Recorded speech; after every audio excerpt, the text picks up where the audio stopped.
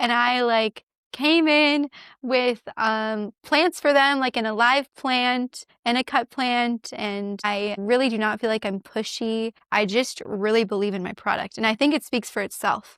Like I don't need to talk to them. I can leave them these microgreens and they speak for themselves. So I'll come in and bring my price sheets and everything and a live tray of greens, like in a live plant of greens, some cut product, and talk to them, just show it to them, have them eat it. And they're like, whoa.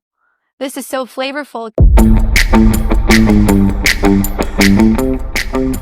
You have found Authentic Business Adventures, the business program that brings you the struggle stories and triumphant successes of business owners across the land. Downloadable audio episodes can be found in the podcast link found at drawincustomers.com. We are locally underwritten by the Bank of Sun Prairie, and today we're welcoming / preparing to learn from Jessi Ricci of New Life Greens. So Jessi, how is it going today? I am doing great. How are you? I am doing well. I'm in green. You're I know. I love that you're in green. I always wear green. So. Do you really? Yep. I suppose nature of the business, right? But I love that you're in green too. Well, thank you. Tell us the story. What is New Life Greens? Yeah. So New Life Greens is a microgreens farm based in Verona, Wisconsin, and we distribute just to the greater Madison area. And we focus on distribution to chefs, which is what kind of sets us apart. We grow specialty microgreens with chefs in mind. All right. Now, I'm going to play dumb. Yeah. Or maybe I am. Whatever. What is a microgreen? That's not dumb. Okay. I did not know what a microgreen was before I started my business. So Did you say when you started your business? No, before. Okay. I did not know before I started my business. All right. Yeah, I still don't know. These things you should know, and I sell them and whatever. Yeah. The textbook definition of a microgreen is that it is a young seedling of an edible flower, vegetable, or herb. So do you have a garden? I'm going to say yes, but Okay. I mean, it's... Do you start your own plant starts or no? It's fine if you don't. Tomatoes. You do? Okay. Yeah. Well, I grow that's things funny. that are very easy to grow. We're talking rhubarb, Yeah. tomatoes, cucumbers, Yeah. stuff that you could probably light the entire world on fire and they would still grow. Yes, That's true. that's Well, where my skill set is. It's funny that that's the vegetable that you said because tomatoes are part of the nightshade family, so they actually are deadly in microgreen form.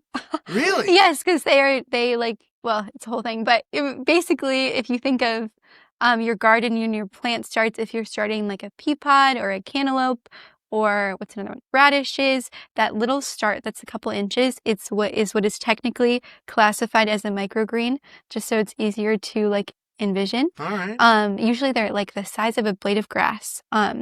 And since they are microgreen and they're harvested before they actually produce fruits and before they run out of nutrients in their seed and start using from the soil, they are extremely nutrient dense. So that's kind of the appeal from the consumer. But chefs really don't care about the nutrition. They just care that they are really beautiful. They're very colorful and flavorful. So they're a great way to garnish. So a lot of high-end restaurants will garnish their dishes with them. But I do partner with some restaurants like Settle Down Tavern who puts it in a burger, or Youngblood who puts it on a hot dog. But typically they're used as more of like a fancy garnish. All right. Yeah. So how do you get into the microgreen business? Yeah. I was trying to think of, I knew you probably would ask this. And so I was trying to think of my answer for this. And it's really confusing. I mean, if you look back, because I started my business in high school. I'm 19 right now. So if you look back in your high school, I'm sure you know it's totally a blur. And even though it was just a few years for me, high school was totally a blur. I started my business kind of by accident in a way, actually. So all of high school, I always dreamed to go to UW-Madison, be an environmental science teacher, or go to UW-Madison, go to UW-Madison, be an environmental science teacher, be in the band. And so my whole high school career was filled with trying to accomplish that dream. So I was 4.0 student. I joined all the clubs. I was in band. I joined a sport just to make my application look better. And kind of like the final seal of that was me applying to be a youth apprentice my senior year to make my college application look better, which I did not go to college. I don't know if you... All right. I would be in college right now. I would be in class right now. So I'm not there. Yeah. So everything I did was with that goal in mind, and the job in which I started my business out of was literally, I got the job because I wanted my application to look better. So I got a job at an aquaponic farm in Paoli, Wisconsin, which is definitely the up and booming little area near Madison, at Clean Fresh Food, and they provided an array of products to restaurants. When I started working for them, they only had one restaurant client, but it filled up like a third of their capacity. And so I started working there, and I was thinking, this is they grow all year round, which is really environmentally friendly. So I was thinking this will look so good on my application for UW-Madison. I'm going to be a part of this farm who has really great values, and I thought it would really set me apart. Little did I know. I mean, it set me apart so much that I'm not going there. So this farm was the hub for my business. The owner of the farm, Mike Knight, helped me incubate my business. It all started out just with me. My dad always raised me to have like a very strong work ethic. And so there wasn't that much work for me to do at the farm. I had one other coworker, and me, and it was just us two. And he worked in the mornings and I worked like at the end of the school day. And so I never saw him. So I would show up to the greenhouse, unlock the door, and I was all alone, and I would just kind of find things to do, like organize or do whatever. But my dad, like, just knowing him, I could never sit down. When I was working, and I didn't have anyone watching over me. So I could have done whatever. But this like strong work ethic of mine ended up with me reaching out to the owner, I love this guy. He is like my business mentor. He's an amazing guy. He's one of the most generous people I've ever met. And I was like, Mike, we should get you some more clients. There's 2/3 more of the greenhouse. Why don't I spend some time and see what I should sell to new restaurants? And they were mainly just growing lettuce, but they grew a few microgreens. And they had this huge bin, like the size of your table, filled with all of these microgreen seeds that they just didn't use anymore, that they used, a few years ago. And the one current chef that they were partnered with wasn't buying them. And so I'm like, why don't I use up these seeds and just see if I can sell them to some other restaurants? And so I did that, spent some time meeting with chefs, trying to help Mike's business grow.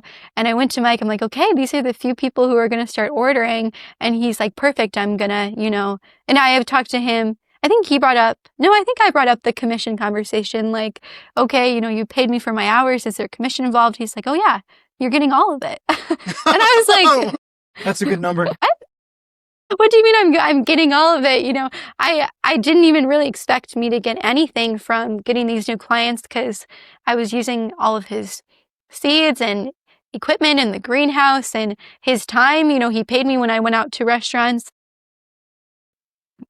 Looking back, I think that Mike always saw something in me that I did not see in myself. And he had this vision for me that I didn't have until now I am doing it. I think he always knew that I would be doing what I'm doing, which is funny, but he kind of eased me into it, because I think he knew that if he would have told me, you're not going to go to college, even though that's what you've been working for all that you can remember, you're going to start your own business, I would have been in farming. I would have been like, no. But he eased me into it. And so through that kind of, he, through his generosity of giving me that commission, really, I just got, it wasn't a commission, I got the full sale. I kept expanding that part of his business, and I met with Mike again, because I was accepted into UW-Madison. Like in that time before, I was just working, getting new clients, growing for them, delivering for them. And I met with Mike, and I was like, okay, what's going to happen when I leave for college? I don't think I'm going to work here anymore. I'm going to be busy in college. I'm going to be in the band. And he is like, what do you mean college, Jessi? Like, this is what I've been working for. Both my parents were college graduates. Both my sisters went to UW-Madison. I grew up like sleeping over in their dorms, going to games with them. And it's always been just such a dream. And all my friends were going to college. And so it was just the obvious next step.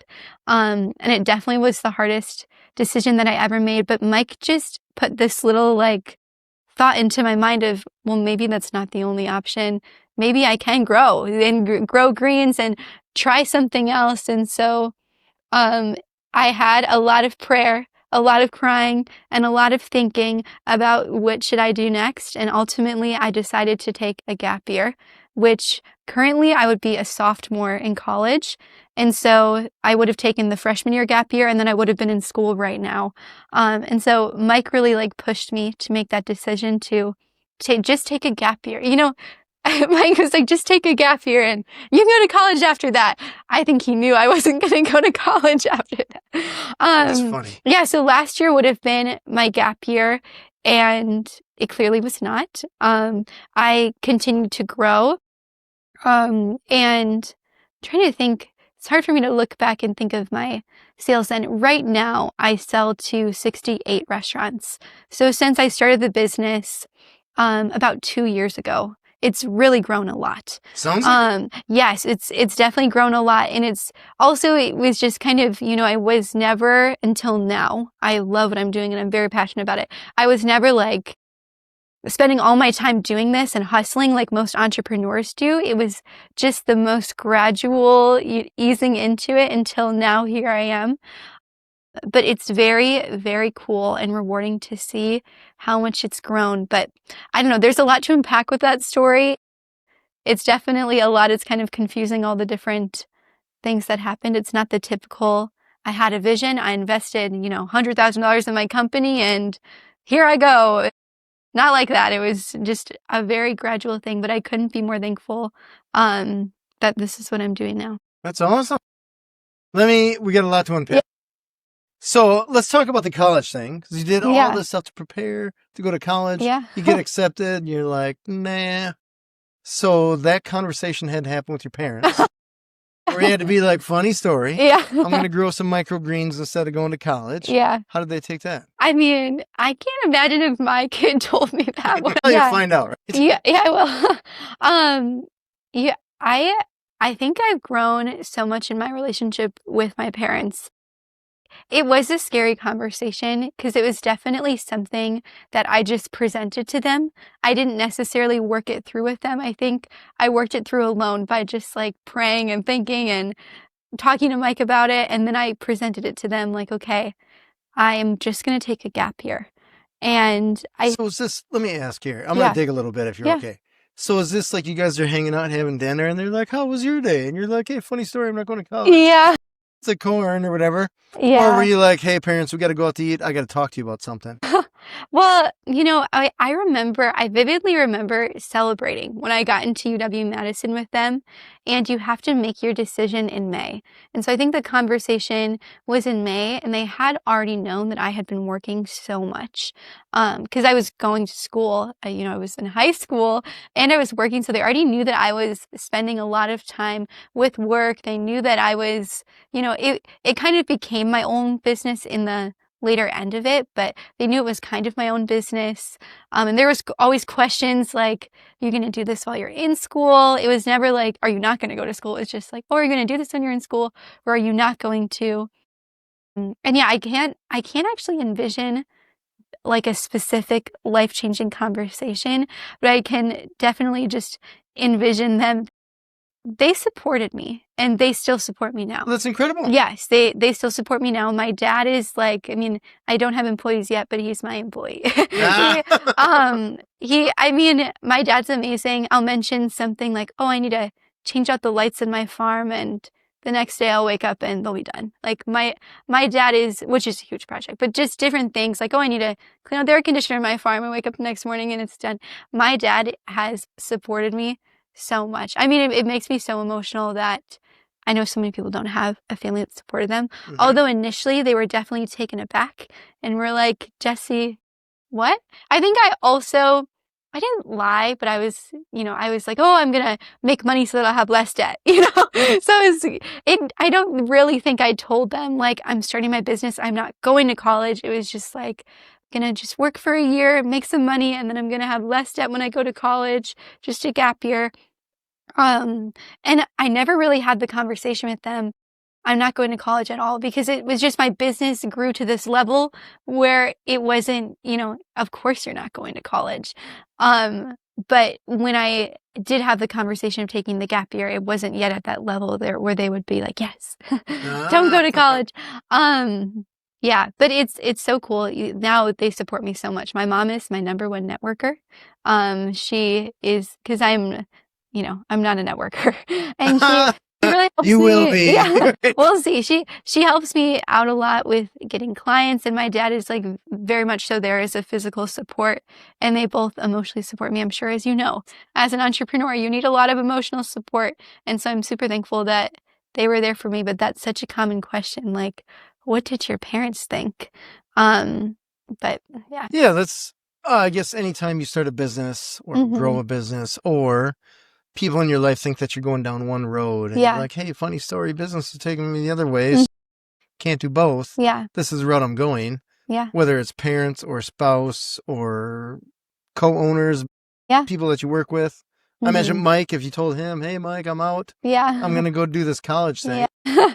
He'd be like, what? Yeah. And, just where we are now, college is the way. It's there isn't really a question. It's like, of course you're going to college. That's what we're told. All of high school prepares you to go to college. I spent probably hours in high school filling out surveys of all different things of what do you want to do when you grow up? What college should you go to? It was just never a question. I didn't even realize that this path could exist before Mike planted this seed. I just didn't even know that it could happen. No, so it's funny you say that because I didn't know either. Yeah. So I went to school, a lot longer ago than you did. And you were just told this is the way. Yeah. And so here's your path, right? Take your foreign languages and do your volunteer stuff and check these boxes so that you can go to some school, get a bunch of debt, and hopefully get a job after that you keep and live happily ever after. And then, so when I learned about the entrepreneurial thing later, and you're just like, wait, hold on a second, what? Yeah. And it's, there's challenges within that as well. Yeah, totally. I don't feel like it was presented, I suppose, like what you're saying. It wasn't presented like, here are some options. Yeah. It was just like, this is the path, and that is the path. Yeah, and there's kind of the stigma, like if you don't go to college, you're going downhill. Yes. And even now, people are like, so when are you going to go to college?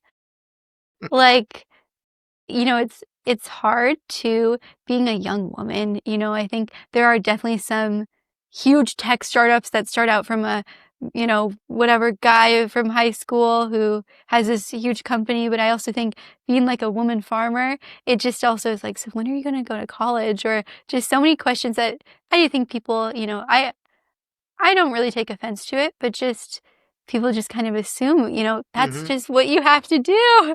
Like, are you just going to be a stay-at-home mom? Or like, what's your plan? Right. Like, no. They don't know what path, like, this doesn't compute. Yeah, and it's just so not true. Very successful people do not go to college, and very successful people go to college. And very unsuccessful people go to college, and very unsuccessful people don't go to college. Oh, yeah. And, there just isn't one path to success. So very true. My dad asked me if I was going to go back to school for, I don't know, probably until I was 38. You're like, no. Yeah, still, we're good. We're good. I made it. Or made it past that. Tell me a story about the transition of you being an employee to actually starting your business. Yeah. Well, this is also funny too. I feel like I never really had a boss, which is odd. Doesn't sound terrible. Growing up, but also it's hard to be a good boss when you've never had a boss. But growing up, I was a nanny from a young age, and I love those kids. The parents were so chill, even with like parenting styles, they were just very chill, which I appreciated. They didn't have like super strict rules of like my kid has to take a nap at this time or anything. They were gone and I watched them. Like nannying, you're kind of your own boss. There's obviously some parents who are like, this is my kid's schedule, but it wasn't like that. It was very like kind of an entrepreneurial thing of that. And then with the greenhouse, like I shared before, I had one coworker and he finished before I would often come in. Like maybe we would have like a 10-minute overlap where we would just talk. And so I was alone then too. And there was things that I had to do, but there wasn't always things like this needs to be done this day. It was just kind of like, do the work that you want to, get the hours in when you want. Like I never really had to work Monday, Tuesday, Wednesday. It was like work whatever hours you want. It was just so chill. And so I feel like I never really had the experience of having like a strict boss with a strict routine.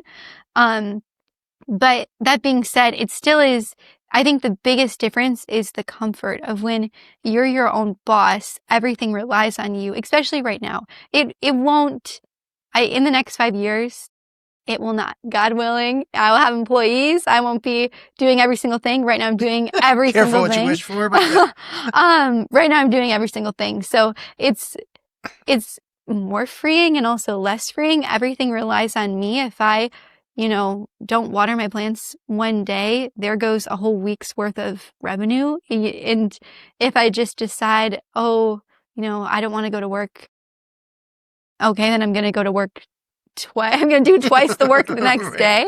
Yeah.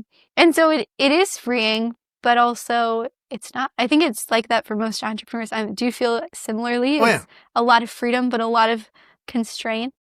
I feel like there's, I don't know exactly how to word it, but I suppose an illusion of freedom to a point. Yeah, there definitely is. So I can remember years ago, I had a printer repair company. Mm-hmm. And so I was running around fixing printers. AI told me that. Technician. I Oh, knew nice. that. I chat GPT'd him Yeah. before I actually knew that. That's Nice. Doc Jam's printer repair. I was curious if that was true, and it is. Yeah. That was like pre-dinosaurs. Yeah. A long time ago. Then dinosaurs stopped printing. And anyways, I started with a business partner, Calls on Call, the call answering service. And so my wife and I, for the first time, were able to go on vacation. Oh, wow. And I remember we were in the hotel room. We're going to head to the beach because we're still poor. So we had to get a hotel that was not on the beach. You had to walk a few blocks. So I remember grabbing my cell phone just because you're automatic, right? It's muscle memory. And I was like, what am I going to do with this on the beach? Then I thought, wait a second. I have other people answering the phone. Yeah. And email's email. That can wait for a day or two. So I can actually leave the phone on the table here. Yeah. And it was kind of liberating because all of a sudden you had this freedom that you didn't even know that you had. So I say that to say freedom, but there's, I guess there's as much freedom as you're willing to give yourself, understanding the consequences of that freedom. Yeah. Right? Yeah. So. Yeah, I mean, it's interesting. Like, I could be completely free and pay an employee and not work at all. But it just is right now, I'm in it and I want to build my business up and then hire hopefully multiple people. But that's it. You build upon your success. Yeah. Tell me, how did it work with Mike? When you were working for him, did you say, hey, I'm going to go do my own thing? Did you buy out, or how did that work? Yeah, it was actually very smooth. I think, like I shared before, I definitely was in addition to the greenhouse, but I was creating a lot of work for myself. And so I kind of took that work with me when I left. And so there wasn't like an absence of hours that needed to be filled. They didn't need to hire someone else. And I still volunteer there sometimes because I get lettuce when I volunteer there. And I just like... you can use it as an acronym. I know. Use it literally get paid in lettuce. Oh, yeah. Oh, really? Yeah, I literally get lettuce. It's good. I mean, aquaponic farming food is amazing. But yeah, so I still worked there a little bit and kind of volunteered, especially as I was still building up my own company. But it was super smooth. The way that Mike had set up our businesses also, it was very easy. I just created my own LLC and the clients transferred through there. And so it was actually a very, very smooth transition. And I think most of that just goes to Mike. Mike is still continuously so generous with me and so thoughtful about how he approached this whole thing. Again, like I said, if he told me, you're going to start a business and not go to college, I would have not worked there. I would have been like, what? This is not my plan. I mean, I'm so type A. It's not my plan. But he's so thoughtful. He really eased me into it. And he was very generous. Business mentors are generous with their time. Mike wasn't only a business mentor. He incubated my business. He was generous with his time and finances. And time is the most valuable things. I really look up to him so much, and I still have a great relationship with him. There was literally zero drama. I left him with a client that also ordered lettuce, and that was good. And I see him a lot still. But. Cool. You mentioned 68 restaurants, I think, right? Yeah, you know it. So is that just going door to door saying, hey, we got these greens, you need them on your plate, let's make this happen? Yeah. It's funny. I talk to my chefs about how they like it when people come in and try to sell them things. They're like, well, I wasn't bothered by you. You really switched it up. I think typically, the guy comes in with the clipboard, is reading off, this is what I have, my whatever, ketchup is this price, my mayonnaise is this price, this is the price of my salt and pepper. And I came in with plants for them, like in a live plant and a cut plant, and I really do not feel like I'm pushy. I just really believe in my product, and I think it speaks for itself. I don't need to talk to them. I can leave them these microgreens and they speak for themselves. And so my sales strategy, if any microgreens farmer wants to steal it, I think it's probably pretty generic for anyone who's selling to restaurants, but I'll call ahead, I'll book a meeting. And you don't have a meeting with the chef. They're cooking and they just say, come in when it's slow between 2 and 4 and drop it off and make it quick. And so I'll come in and bring my price sheets and everything and a live tray of greens, which could be hard to imagine, but an easy Google search would show what it is, like an alive plant of greens, some cut product, and talk to them, just show it to them, have them eat it. And they're like, whoa. This is so flavorful because I grow my greens with chefs in mind. A lot of garnishes are grown with yield in mind. So maybe someone is offering 2 pounds of microgreens for $40 and I'm offering 1 tray for $20 and it probably doesn't yield a pound. But the product is so different. There's so much waste involved. It just isn't as beautiful. And my greens are very beautiful and very flavorful. They're much smaller than typical microgreens because they can be grown larger to have a higher yield. But I think chefs care about, you waste a lot of product anyways with those other companies. So they just care, okay, I'm getting what I'm using. It's ready to use. I don't need to cut it or do anything. This is perfect. I'm just going to sprinkle. And so I really think my product speaks for itself. And although I am the one, I'm the face of my company, my product is what actually matters, I could be such a great salesperson, but if my product sucked, I wouldn't have 68 restaurants. And they're all local restaurants too. So I think there's some appeal, I'm a young local woman who's coming in versus a sales rep from Cisco who whatever. I don't know if I can say Cisco, but I probably trash on them too much. They're like the large restaurant. Every business has a purpose, right? Yeah. They're successful. Yeah. And they're doing well because there's a lot of push and shove them out type. Oh yeah. Yeah. No, they're super successful. They're like a one-stop shop. And I remember I dropped off my dog, or I shouldn't say dropped her off. I took my dog to the veterinary clinic, I don't know, a few months ago, something like that. Yeah. And I'm checking out. And this woman comes in and she has cupcakes and she's dressed to the nines and stuff like this. And I'm like, I went to the front desk girl and I'm like, what is she selling? And she's like, oh, she's a pharmaceutical rep. All right. She's not bringing her cat in there with donuts or cupcakes or whatever. Yeah. That's but it's so funny how you just knew that she was selling something. Yeah. Just from a glance, whatever. So I always go through the back door so you wouldn't see me. It is something crazy. I remember, I don't know, when I first started working at the greenhouse and we had our one restaurant client, going through their back door felt illegal. I was like, I'm just opening this door the back of a restaurant is just a kitchen, but it feels so weird to walk back there. And people definitely looked at me when I just walked back there with confidence because it's I'm doing a delivery. I'm supposed to be here. But I think typically, I don't wear a delivery driver outfit. I usually wear dresses and skirts and I wear cute green outfits. And so I just don't look like the typical, and I've never seen another, because usually I see other delivery drivers. I've never seen another girl, never another 19-year-old girl. No. People usually are like, what are you doing? I'm like, I have your greens for this week. No, I used to deliver beers. I was in the back of restaurants quite a bit. Oh, so you know what it's like. Yeah, it's crazy. I'm still learning to say corner or whatever. It's something back there. Yeah, it's kind of like you're peeking behind the curtain. Yeah. 'Cause on the front of the house, there's this facade, right? Everything's perfect. Yeah. Or trying to be. Yeah. And on the back end, you can see actually what's going on to make it work that way. It's cool. It's always interesting. So some coolers are super organized and some are not. So I feel like I know like their secrets. There's certain restaurants you maybe don't want to go to. I won't mention that. Yeah. But tell me a story, I guess just Yeah. perfect tangent, right? Or a segue, I should say. Life of a green after it's picked? Yeah. How long is that? And how do you store it? Yeah. So, I mean, do you eat out a lot or no?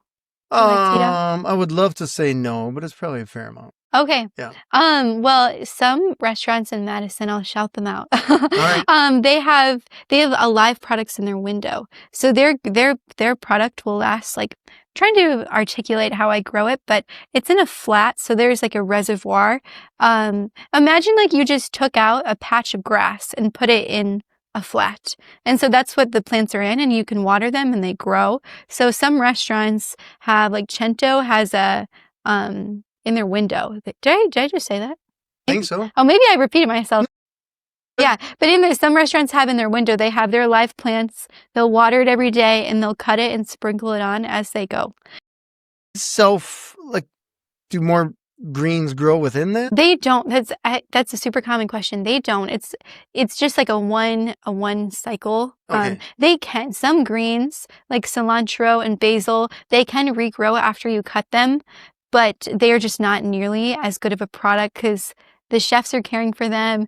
They aren't giving them like nutritious water. They're probably not caring for them as wonderfully as they should be. And so it just wouldn't be a very quality product for regrow. Yeah, but some have the alive product, so that will last their full week. Other chefs have cut clamshells and they'll put a dry paper towel in that, and that also will last a full week. What is a cut clamshell? You know, a clamshell packaging? The foam thing? I don't know how to explain a clamshell packaging. What would you get in a clamshell? I was thinking of a like raspberries. Okay. That's not really a clamshell, but No. that's raspberries kind of come in like a clamshell. I use a different type of clamshell. So, okay. In that packaging, and it'll have a dry paper towel, and then the cut greens will be in it, so they're pre-cut for them. And those last a week as well. And I deliver every single Thursday. I'm on like a very strict, so all of my chef partners get their delivery every single week. And You're so going almost 70 places in one day? Yeah, by the end of the year, it's going to be 75. That's my goal. I'm really trying to get Nice. to. And hopefully 100 soon. But I mean, for Madison Park, and I can't think of the road, park right by the Capitol, walk to 5 restaurants that are all neighbors to each other. Okay. Go around the Capitol, walk to another 10, So it's super close. I mean, I can't think of how many restaurants I have right around the Capitol, but at least 30 of them are just right there. I bet more than that. So it's actually a very quick delivery day. I reach out to restaurants very mindfully so that they aren't going to add a lot on my delivery route. And yeah, it sounds crazier than it actually is. And businesses do. Yeah, and I'm sure when you were delivering beer, you probably had carts and everything. Yeah. I just come in with their trays and drop them off and leave. So All right. I talk to the chefs. I'll probably talk to the chefs longer than I should. That's what I could reach like 200 restaurants in one day, but me and my chefs are very chatty. They're definitely my partners, and they partner with me, and I partner with them, and I go to their restaurant. I post their restaurant's food. And I'm, a friend to them. And so I think I'm super chatty with all of them. And I also think that's kind of an appeal, Totally. with a rep for a company that doesn't own it and it's a huge company. They have to, like think of Amazon. Those guys like pee in bottles because they have to get to a delivery in like 1 minute and run across the road. And it just isn't like that. And I think the unrushed thoughtfulness really also is like an appeal to chefs because they live in such a rushed world, and for someone to like give them the time of day to talk to them while they're cutting up whatever, and have a meaningful conversation, I think means a lot. That is cool. Yeah, it's funny you say that, 'cause my dad way back when, even before all that other stuff, had a milk delivery route. So I would help him and we would go to restaurants. Yeah, and he would chat people up all the time, and I was more like, we gotta go because I got something to do because I'm not an adult, right? At that time, I was a kid, so I want to go get done and play. And we would be pushing, and we'd be ahead by a half hour. And I swear every time he would use that half hour to chat someone up. Yeah. I'm like, man, every single time we get done at this 14-hour mark, almost like Oh. clockwork, despite Yeah. whatever happens during the day, because if he had extra time, he'd be chatting people up and joking with them and stuff. Yeah. That's a sweet memory with your dad. Yeah. You know? Yeah. He probably, I mean, there's a lot of competition in that world, oddly Yeah. enough. So he probably kept and Oh, gained some yeah. clients because of that. Oh, yeah. I think a lot of my clients, I mean, my product is great, but also a lot of chefs, like their cost of their profit margins are like 3%. Yeah. And so maybe they would want a worse product because they're making no money. But I think with my relationship with the chefs, they don't want to skimp out on it. They see the value, and they see the value that it brings to me. Like, this literally is my salary. You know, your $20 tray is what's going to help me pay for my future home. You know, it's really meaningful. It's not just going to some big corporation guy who is going to his yacht or whatever. It's just a very meaningful connection that I think definitely shouldn't be taken for granted. And like, there was recently a new microgreen farmer in town. And they reached out to a lot of my restaurants. I think they might have went off my list because it's public. And I got text messages from my chef like, you wouldn't believe who came in. Look at this is their price sheet. This is their product. Come in and try it. Nothing compared. Like, all my chefs are like on my team, and it's super sweet. You know, like, I don't know. It just is so cool. I have these connections with 68 people who I probably never would have. And like, some of these are my friends, and like, I go on runs with them and I know their kids, and it just is, and I eat there and they give me free food, which is nice. literally my favorite thing. I mean, it's so fun. You know, I would have never ate at some of these super fancy restaurants. Like, I think I've had the most steaks that I've ever had in my entire life in like the past month by just visiting restaurants. And like, the chef's generosity is super cool because they see that I'm giving them so much value, and they want to show that with me by cooking for them. That's their love language, is cooking. Yeah, but it's just super cool how mutually beneficial it is, and how there really is a relationship there. Yeah. That's incredible. Yeah. Yeah, the value of customer service. Oh, yeah. On top of having an incredible product. That's amazing. Yeah. And that's super cool to know that even if competition comes in, there's no fear there, because you know you got it. Like, this is the best it can be. So. Yeah.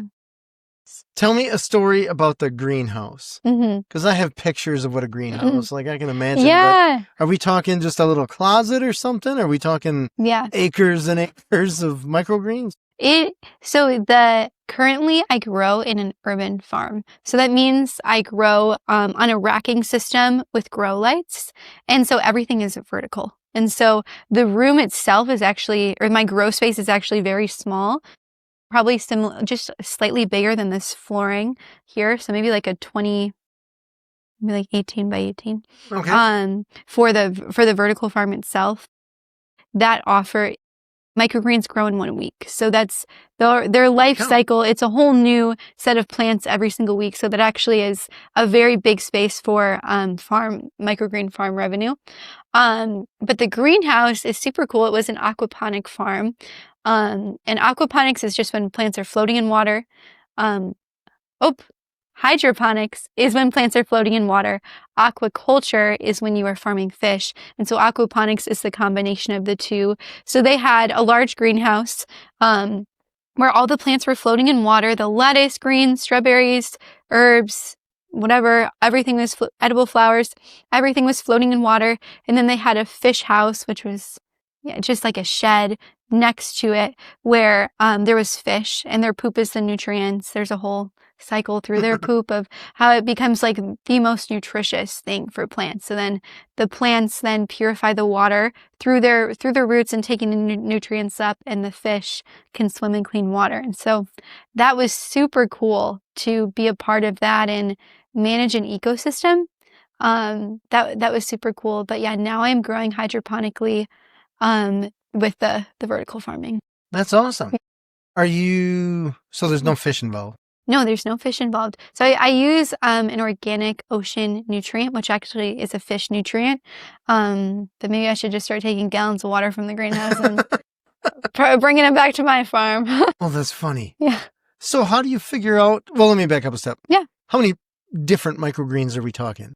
Yeah, so they're almost, I mean, it's funny that you brought up the tomato was your one plant start, because that one obviously, I mean, anything can be a microgreen. Not everything can be an edible microgreen. Mainly just the nightshade veggies like potatoes and tomatoes beans cannot be microgreens. But there can be a ton of microgreens. I think I have seeds, I don't know, maybe for like 80 microgreens. Oh, wow. But I'm only growing right now because seasonally, chefs get different greens. Right now, I'm probably growing half of those, maybe like 40 different types of greens. And a lot of them are very similar grows. It's like a purple radish and a red radish and a green and red and purple radish in one tray. So it's very, they're very similar to grow. I think it sounds more impressive, like, oh, wow, you can grow 80 different varieties, but a lot of them have very, very similar growing cycles. Okay. How did you learn about all these? I don't know. Okay. I don't know. Woke up one day and knew the microgreens. Honestly, that's what I think I've been. So I've been wondering. It's so weird to look at where I am, and I'm just like, how did I get here? Like, I'm so happy. One of a quote. Can you make your own quote? I made this quote. Yeah. I mean, quotes just a quote somebody said something. So yeah. A quote by someone called Jessi Ricci. It's a really amazing person. One of my favorite quotes that I live by is that I'm living the dream that I never dreamed of. Because I never dreamed of this. I didn't even know what a microgreen was. And so, I mean, I think YouTube is maybe the answer. I YouTubed a lot of things. I learned a lot from my coworker, Bill at the farm. But they grew like a few microgreens. They really didn't grow everything that I grow. But I learned a lot from him and YouTube. And now in the era of ChatGPT, bless ChatGPT, I use it all the time. I ChatGPT you, like I said. I learned a lot from that. And also just trial and error, All right. And I think I've always had a green thumb. During COVID, 2020, that was when I was in middle school. So I was in 8th grade. That also helped me pick my major for UW-Madison, was that I loved houseplants. And so I had 100 houseplants in my bedroom. My dad, again, Did you say 100? Yes, 100. Wow. 100, yeah. I mean, more than that, but I stopped counting at 100. But another reason why I love my dad is he built me these really cool, like, floating shelves that were right above my bed. And so I had all of my plants displayed there. And so I think that's where my green thumb started. And I'm very good at reading plants, just like this one, which is a fake one. Sorry. But the irony of having fake plants. But yeah, plants are definitely easier to read than people. They droop when they're sad. People are good at hiding it. All right. And when, so I think they're very easy for me to read from my experience of houseplants, working at that greenhouse with Bill, and then just YouTubing, specific varieties like, oh, I've never grown this one. Let me watch a quick YouTube video of someone who's grown it 100 times and see what their tips are. Yeah. How do you know which plants to grow or what plants your chefs are going to want? Do they ask? Yeah, I think that also ties into me not knowing how to be a boss. I think it's intimidating to be your own boss. And so I ask my chefs a ton of questions and I leave it open to them. Like, I share my seed website with my chefs. And if there's any seed that they really want to grow or that they really want me to grow, I'll try to grow it for them. So yeah, I typically ask my chefs. I think I started out with a product list of like, I don't know, maybe like 10 microgreens. And then a chef was like, can you grow this? And can you grow this? And can you grow this? And there's a really cool chef, Chef Forrester at Delect Table, really pushes me in growing new greens that I haven't grown before. That's a super cool restaurant. Have you ever been there? Mm-hmm. I mean, super cool. They have like the craziest food. And, when he explains it to me, I'm like, you're speaking a different language. I do not know what this souffle of whatever is, but he has just a really cool, he's very thoughtful behind his dishes. And so there's a lot of cool greens that he's suggested that I grow, which is fun. But lots of chefs have suggested things. But, all right. Yeah. It's interesting to me. Sometimes you go to these, I'm going to call them fancier restaurants, but just nicer, where the meal is more of an event Yeah. instead of the thing you do before an event, Yeah. right? Like, we got to hurry to get dinner to watch this movie or play or whatever. Yeah. And it's tough sometimes to remind yourself, slow down, man. Oh, yeah. Look around, like the ambiance and stuff like that, instead of just chow down, we got more to do. Yeah. That's so true. It takes a moment to just Yeah. take a second, man. I think since I started going out to so many restaurants, because they're my clients and I go to each restaurant once a year. And so there's more than that many weeks in a year. So Yeah. I go out a lot, which is a tax deduction. Right, yeah. Because they're my clients, You're learning. and some type of business purpose is usually there too. I'm meeting with the chef and talking to him about how he's using the greens. So no, IRS, don't come after me. Growing the economy. Yeah, I'm growing the economy. Yeah, but since I go out so much, I think I started observing more, like, when you notice someone on their phone, and I'm just like, how, like, you're with your mom and you're on your phone, get Right. off your phone. And then I realized, oh my gosh, I'm on my phone too. And so I no longer bring, I bring my phone in. I no longer have my phone out on the table. I bring a chessboard. I bring cribbage or cards, and I play cards at restaurants, and I like make it an event. And especially just knowing the chefs, knowing how much thought they put behind this food, Mhm. like, it cannot be gobbled down. It needs to be savored. And like, I never had slow dinners before of, like, having a non-alcoholic drink and an appetizer and the bread and then a entree and then waiting a little bit and then a dessert. And I think, like, this whole new dining of just with intentionality kind of came about after knowing my chefs and, like, never being on my phone and just trying to be present and eating the food and being present with the person you're with too. It's definitely life-changing when Yeah. you put your phone down for a meal. Like, a lot of people, while they're eating their lunch, maybe they're watching this right now while they're eating their food, which you should be watching this, but Right. Absolutely. Meal. enjoy your delicious meal. But also, like, if you take a step back and you're away from screens and you're just enjoying food, it's so different. And so it's cool. Then you can taste the microgreens and appreciate them too. Right. It's Yeah. one of those things that when you actually take the time and savor it and look at the placement of the food, Mhm. you can appreciate, I'm going to say, the art Yeah. that the chef put together. Yeah. So there's a lot that had to happen for that to be in front of you at that time. If you were a plant person, you would have noticed your 2 puns there. Time, time the herb, Yeah. and savory. Oh. As you were saying that, I was thinking, wow, this is some good plant puns that you're doing. I would love to say that was intentional. Yeah. All I have are dad jokes. Tell me a story about the number of, I'm going to say businesses, chefs, Yeah.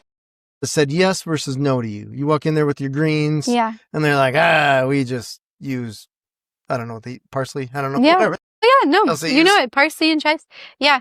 That's a good question. I have a huge list of my yeses, a huge list of my nos, and an even bigger list of my never got back to me. All And right. so not a lot of people, maybe a couple times. I mean, I've met with, I would think, 200 restaurants, a lot of restaurants. And not a lot of people during our meeting just say no. A lot of people just ghost you. I think people have a hard time telling, like, a young girl no. They have a hard time telling anybody. No. Telling Even an anyone old no. man, they Yeah. just have a hard Like, a lot of people, I've never had someone be like, this is awful. I would never use this. People are always like, Right. this is so good. I love this so much. I've never seen this before. This is amazing. I want to buy this. And then I email them and I don't hear from them. And so I've never really had, like, a terrible no where I'm, like, bawling after, which I am so emotional. I totally would cry if someone said something. Well, that's about why they it. don't tell you no. Yeah, they don't tell me no. Cry on the spot, guilt Yeah. them. So true. Yeah, but typically I have had a few no's, and I always really appreciate when someone emails me back, like, just not right now. I really haven't gotten a lot of people, like, that say no, never, but a lot of people that this just isn't the time. We're getting a new head chef. There's been some switches, especially in Madison. Chefs leave every 1 year, 2 years, maybe. Most don't last 2 years. They'll go to a new restaurant. I'll start working with them at their new restaurant because I have a good relationship with them. And then I might have a difficult time building a connection with the new chef. They might have already had a provider. And so there hasn't really been so many terrible no's and terrible yeses, but I can share some of my first yeses, or great yeses. There's been a ton of great yeses. Some of my first yeses were so cool. I remember, I went to high school. That was where I really focused on getting restaurants there right away because I grew up eating there.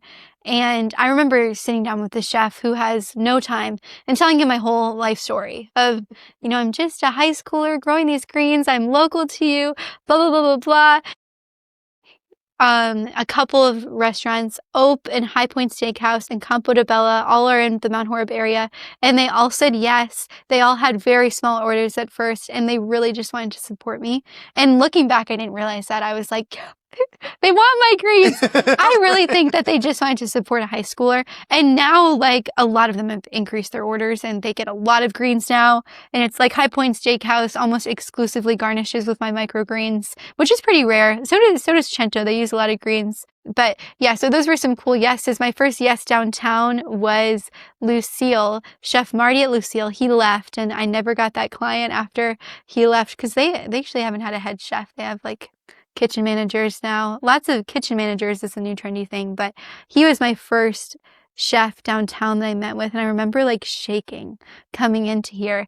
And he was the first person that placed an order on the spot. Usually we correspond through email and they place their order, but he's like, I love this. This is so cool. I'm when you deliver on Thursday, eat dinner here after. And I had such a good relationship with him. He was so nice. He really believed in me. And I really think he definitely changed how I viewed the Madison restaurants. He made me less nervous to go up to them. He connected me with, they're part of a restaurant group, so he connected me with people from the restaurant group. But yeah, the no's really haven't held me back. I think the yeses are what's pushed me forward because, I realize they're not for everyone, but they are for some people, and some people it's a huge part of their menu and part of their experience. Some people cut the tray and sprinkle it on in front of them, and it's part of the experience. And so that's cool. It's cool. Although it's not, I've gotten some no's, the yeses that I've gotten now are so sincere. They're not just oh, let me help this high schooler. But it's also sweet looking back at that. Yeah, but I'm sure your first clients are just something that you don't forget, and they change the trajectory of your business. But yeah.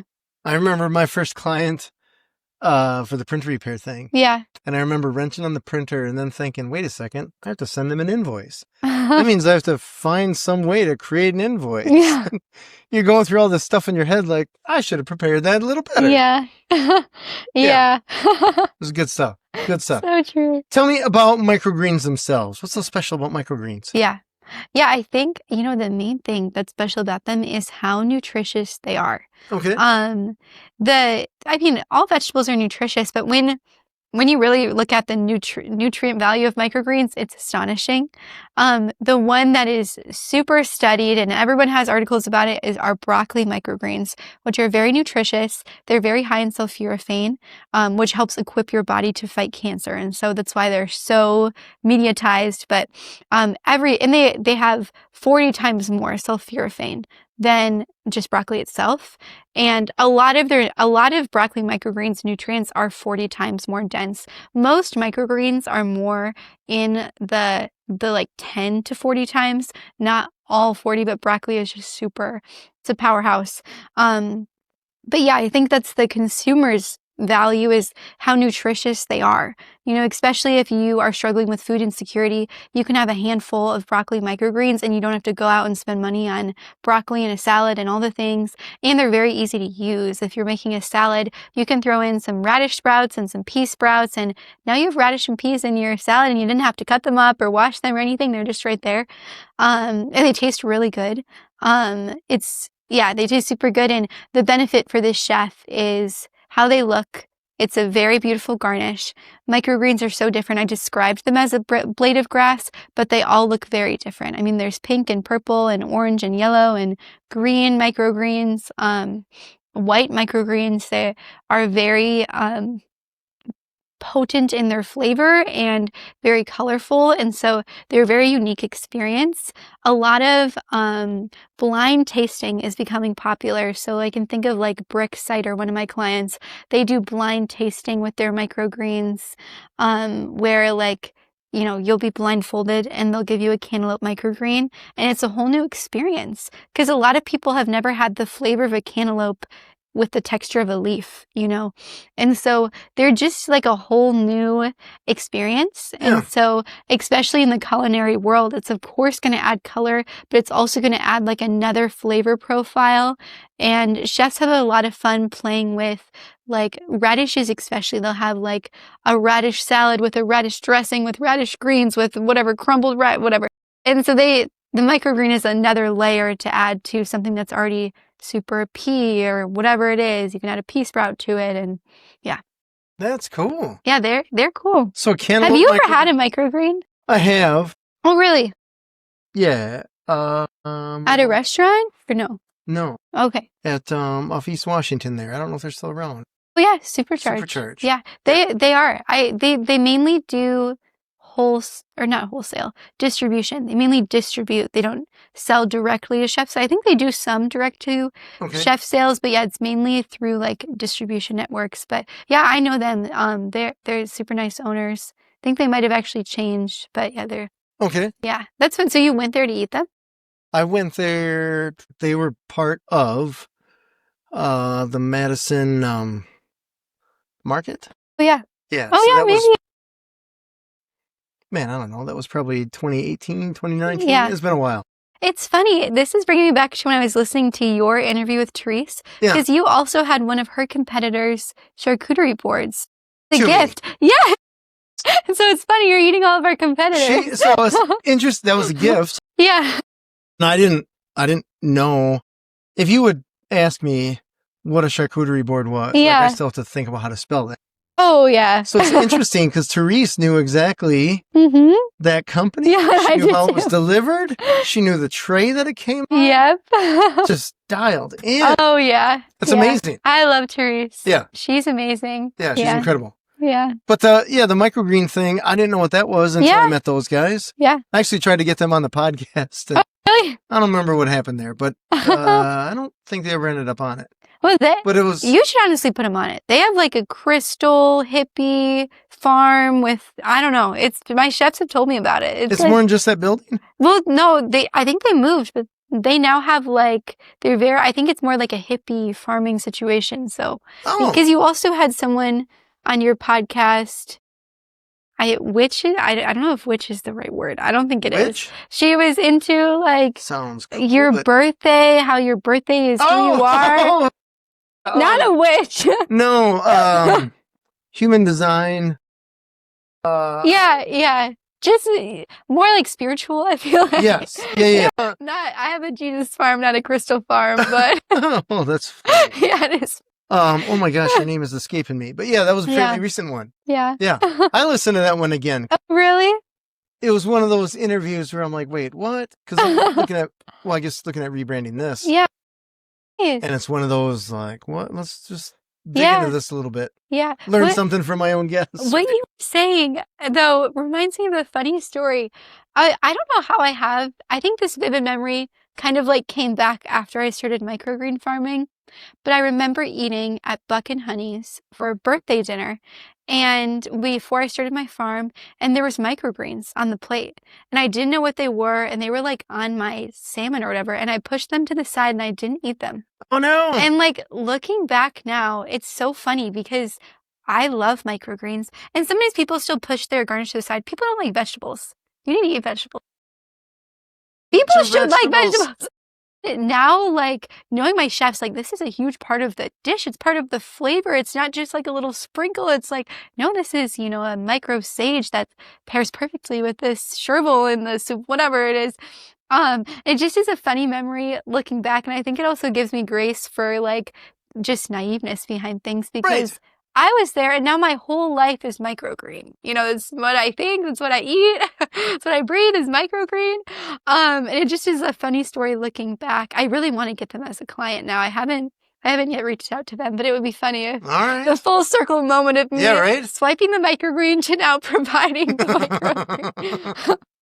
Have a big sign that says "Eat your green." Yes, yeah, I'm gonna put that on my car. Nice, great, man. I was just in Italy.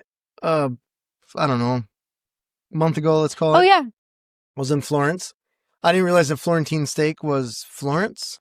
Oh, Florentine steak. I don't know. Who knew? Yeah. But anyway, so I was recommended this place to go for Florentine steak. So I'm like, all right, let's do this. So I go there, and there's, I think it's rosemary on the steak. Yeah. And at first, I'm like, what is this? What is this? But I'm like, we're in Italy, when in Rome or Florence. Let's just try it. Oh my gosh. Yeah. It was amazing. Yeah. And you're like, I don't know, pine needles on my steak, and it's amazing. So it's interesting that you say that you just push it aside. I don't know what this is. So let's get this out of here. Yeah. And it changes the whole dynamic. Flavor profile. Totally. Now I just want to put rosemary on everything. Yeah, rosemary is so good. Oh my gosh. Yeah, rosemary is amazing. That's a cool moment to remember too. It was super cool, yeah. Yeah. So it's interesting because that was another one of those moments where you're just like, don't pound through this thing. Yeah. You got to just savor the flavor. Yeah. It's one of those places where they bring the cut of meat to you before they cook it. Oh, wow. And they're just like. Yeah. And I'm like, yeah, it looks good. I don't know. I mean, it's from a cow, right? Wow. I think we're good. So at any rate, we'll just reiterate, right? To just savor the food and eat your greens. Yeah. We should ask, where can people find you? Yeah. People can find me on newlifegreensco.com is my website. I keep that updated with the home delivery form, but mainly with all my chefs. I keep them updated on there, and post all my chefs and everything. But I think my main thing is Instagram. I love posting on Instagram. I post dancing plant videos. I post how to plant videos. Dancing plant, I dance with my plants. Okay, I was just going to say, is there a plant that dances? Yes, cantaloupe microgreens dancing. No, I post videos dancing with my plants, how to plant microgreens at home, how you can use them, and that also is New Life. Oh boy, that's either New Life Greens or New Life Greens Co. I'm doubting it. Look at the link because I'm doubting it. We were just talking before. I'm trying to figure out the co and the not co. Yeah. But yeah, New Life Greens is my Instagram, and that's what I really like to use to push out socials. But yeah. Right on. Tell me really quick about the name. Where did you come up with the name, or how did you come up with the name? I love my name. It was a huge deal at first. My name has 3 meanings. The first meaning is a religious meaning. It's that my life was changed by Jesus. There's a lot of Bible quotes that talk about having new life. You have a new life with Christ. And so that's one of them, is because it's new life, and that's a huge part of me is my faith. The other thing is that microgreens are one of the newest forms of life of a plant. And so that was kind of the main thing that really got it, is that microgreens are a new life. And then the third thing is eating healthy changes your life. And when you really make the change of eating Oreos to having a salad, it's life changing. And so it's kind of that try meaning that encompasses my brand and me. But yeah, I love talking. I'm happy you asked because I love talking about my name. But that is super cool. Yeah. How long did it take you to come up with? It took a long time. Everybody hated it but me. And I'm like, it's my business. I'm doing this. They hated the name New Life Greens? Yeah, but now people love it. My family hate is a strong word. They didn't hate it. It wasn't their number one. I can't remember what the other options were. One of them was hand-grown greens was going to be it, but I'm so happy I'm New Life Greens. And it's a cool, I'm very proud of my name, and I'm so happy I chose it. And I like your name too. Hope you don't change it. No. You just rebrand. Yeah, it's one of the naming thing is so interesting, right? Yeah. In business, there's a few things that are just challenges that every business has to deal with. Mm-hmm. One of them is the name. Another one is the pricing, right? How do I do this? And there's not necessarily a hard and fast rule. Mm-hmm. In the case of New Life Greens, I think the name's awesome. It says essentially what you do, and it's shorter letters. Yeah. Like New Life, we got 3, 4, 6. And this is a small novel for a business name or a podcast name. Yeah. but it's out there. It's done. Yeah. It is what it is. I love it. Yeah. And I love my name. I think our names are great. That is. And James and Jessi are also great names. Yeah, right? We just have great names here. I love it. Jessi, thank you so much for being on the show. Thank you, James. I should ask, I know you kind of segued into this, but I just want to be more detailed about it. Mm-hmm. Can people buy greens from you? They can. I do grow primarily for chefs, but if you love greens, I would be more than happy to grow your greens. There's a home delivery form. I just don't market it as much. Okay. But I'm more than happy to grow people microgreens, and then they would also get them delivered on Thursdays alongside the chefs. Oh, how cool is that? Yeah. I can't wait to interview you next time in a year or two or whenever. Yeah. You have employees. Yeah, my employee will come. Employees, plural. Yeah. I see it just growing. I'm excited. I see it too. Yeah, I love it. This has been Authentic Business Adventures, the business program that brings you the struggle stories and triumphant successes of business owners across the land. Downloadable audio episodes can be found in the podcast link found at drawincustomers.com. We are underwritten by the Bank of Sun Prairie. There's probably other things I have to read here. We'd like to thank you, our wonderful listeners, as well as our guests. Jessi Ricci of New Life Greens. Can you tell us that website one more time? newlifegreensco.com. That's C-O-Co, right? All right. As in cool. Yeah, it's cool. What else do I have here? I should know this. My gosh. Past episodes can be found morning, noon, and night at the podcast link found at drawincustomers.com. Thank you for joining us. We will see you next week. I want you to stay awesome. And if you do nothing else, enjoy your business. And Authentic Business Adventures is brought to you by Calls on Call, offering call answering and receptionist services for service businesses across the country on the web at callsoncall.com. And of course, the Bold Business Book, a book for the entrepreneur and all of us, available wherever fine books are sold.